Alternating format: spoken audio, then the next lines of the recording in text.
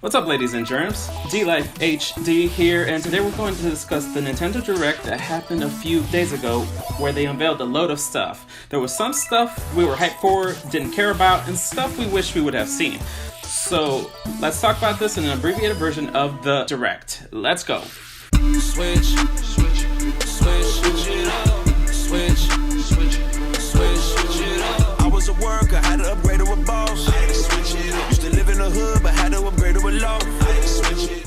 The Direct started in great fashion with the announcement of Luigi's Mansion 3 on the Switch, where Luigi looks like he just came out of a Ghostbusters movie. I can't say I've ever played any of the Luigi's Mansion games, but this will be the first one that I buy, and I'm really looking forward to playing it. Leave it to Nintendo to completely have me wanting something that I've never even played before. It looks like a horror mixed with Nintendo characters, and you use what looks like a vacuum contraption to eat up all the ghosts. I can't wait. Up next, they announced a few DS games that I really could care less about. These include Kirby's Extra Epic Yarn, Mario & Luigi, Bowser's Inside Story, and Bowser Jr.'s Journey, Luigi's Mansion with included 2-player mode, and Yokai Watch Blasters. I'm honestly surprised that Nintendo's still releasing DS games. I guess that's because so many people own 3DS and 2DS models. You'd think that they would just make a smaller Switch, but I mean, what do I know? They then showed Splatoon 2 updates, but I'm not interested. They showed some of Mega Man 11, which of course I'll definitely be playing, and I'll talk about that game much more later when it comes out, and I'll play it thoroughly. But hey, it supports Amiibo for those that actually give a crap about that. Mario Tennis Aces will get an update with many more characters and a new co-op challenge mode where you can complete objectives with other players online. I'm actually thinking about picking this up surprisingly, but where's my Mario Strikers and Mario Golf for Switch, Nintendo? I want it now! They then announced the Capcom Beat 'em Up bundle. I'll be talking about this more in my top 10 Nindies video for September, but I'm definitely interested in playing this because it includes a lot of beat 'em up classics and 2 never released games, plus difficulty changes and couch co-op. What more do you need? New Super Mario Bros. U Deluxe. Yes, freaking yes! 2D Mario was one of the things that I was definitely waiting for, and I can't freaking wait to play it. I'm not much of a fan of the 3D Mario games, so I'm so excited to get the Wii U port of this one, mainly just because, like everyone else, I never had a Wii U. Then they dropped something that was highly unexpected. Katamari Damacy Reroll is coming out on the Switch. In this game, you basically create a ball of a ton of stuff you pick out throughout the entire level. I played this on mobile a lot and I really enjoyed it. I'm looking forward to this more full-featured one on Switch winter 2018. Alright, let's talk online. A lot of people are upset over the new Nintendo Switch Online mode, but it really has a ton of cool stuff too. Firstly, online play for compatible games. This is where people are upset because it doesn't cover every game, but coming from the mobile world, I'm already used to this. Not every game is going to support cloud saves, it just is what it is. They showed a ton of classic NES games and even released a whole list of available games. You can play them in co-op and even online with other people long distance. I think the online functionality is going to be a killer feature for these games, and it'll breathe new life into them. I think the biggest problem with not supporting cloud data saving to all games is that when you want to transfer content from one Switch to another, you just can't. Give us microSD to computer backup, Nintendo, please. The classic Nintendo controllers are freaking amazing. You can use them to play NES games online, and you can charge them by attaching them to the sides of the console. The only thing is that you can only get them by signing up to the Nintendo Online subscription. A few questions are, will they be compatible with the NES Classic? That would be dope. Also, I'm not too happy about them only being able to people who subscribe to their online service, but I'm still getting them. Pokemon Let's Go Pikachu and Eevee are releasing, but I'm not sure if I'm going to be playing it, even though the graphics do look amazing. I'm really used to the classic battle system, and I don't know if this game is going to get that. Though, that Pokeball looks freaking awesome. Oh, and the Pokemon console looks hideous. I'm sorry I have to say it, but the colors they chose on those are just ugh. Diablo 3 releases later next month, and I'm just not interested. I'm not the type of dude that likes to play games with the word devil on it, just not my thing.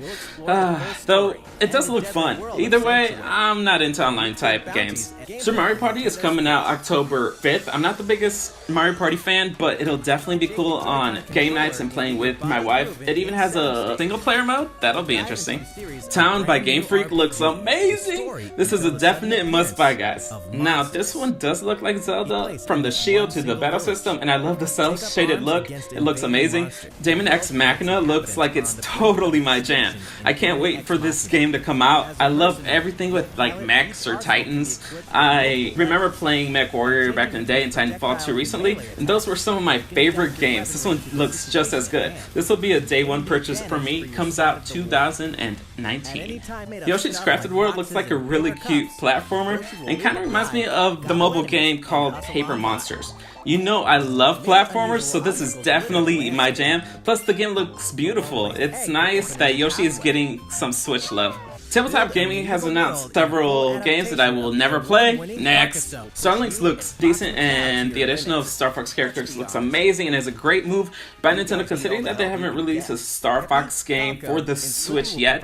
I was a huge fan of the Star Fox series back in the day, so I'll definitely be getting this. The game looks gorgeous, and I'm a sucker for Star Fox, so win-win in my book. The World Ends With You has a decent art style, and it's an RPG I've heard a lot about, and Square Enix even released The World Ends With You solo remix on mobile, but it's not my type of game, so never played it. Xenoblade Chronicles 2 is also not my type of game, but it does look awfully pretty. Plus, I'm still playing Octopath Traveler, and I hear both are hundreds of hours long, so who knows if I'll ever finish the thing, to be honest, so needless to say, I won't have any time to play this game. Then they talk about FIFA 19, Team Sonic Racing, NBA 2K19, NBA 2K Playgrounds 2, and LEGO DC Super Villains. All of those games I'm really interested in, and I can't wait to get my hands on them. Square Enix is also releasing basically the whole Final Fantasy series of games on the Switch. They look pretty dope and are also on mobile, but I never really played it and personally not into the series.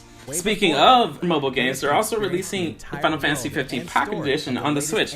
I played a lot of it on mobile and I enjoyed it, but the only thing I didn't like too much about it is that I couldn't control the battles. On this one, it appears as though you can, so go pick it up because it's a fun game. A Smash Brothers console bundle is releasing, and that looks pretty crappy. I'm not gonna lie, I'm not interested. Joy-Cons are literally two lines with the controllers, and the graphic on the front looks like a low-resolution black and white image. It's just baffling since there's so much color on the characters. It looks like a lazy design. I'm looking forward to actually looking at it in person to see how good or terrible it looks.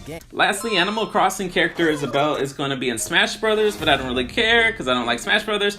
Also, there's a brand new Animal Crossing coming to the Switch in 2019. Once again, I'm not really interested in it. I played the mobile version of it. I know it's not the same, but I'm not into time management games of any sort or any game that I have to manage plants or farms. I'm willing to give it a shot though. All in all, I thought this was a fantastic direct. They announced so much to play, but the Switch has no games, right? Just kidding. The only thing I was wishing to see was an FPS port of some kind, and it would have been an A. Alright everybody, thanks for joining me. I'm definitely picking up a few of these. Let me know by commenting below what you thought of the most recent direct, and if you're thinking of picking these up too, if you like this video, remember to smash that like button because it really helps us out a lot. If you want more content like this, remember to subscribe because we release game content like this very regularly.